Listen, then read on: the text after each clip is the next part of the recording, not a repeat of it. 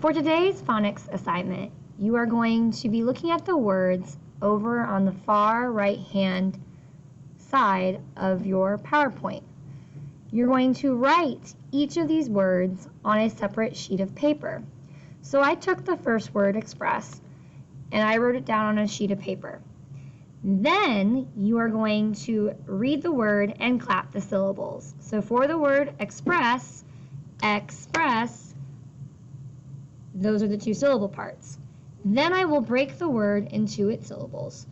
So for the word express, the syllable break is right here, between the X and the P. Then you will analyze to try to find a syllable pattern.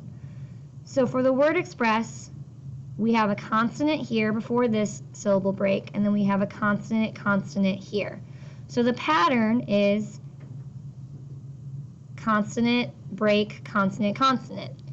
Once you've figured out the pattern, you're going to go back to your assignment and you're going to take that letter and you're going to move it and sort it where it belongs. So for express, it's going to go over here to the C/CC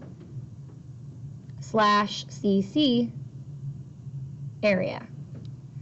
Do this for all your words and submit in Schoology.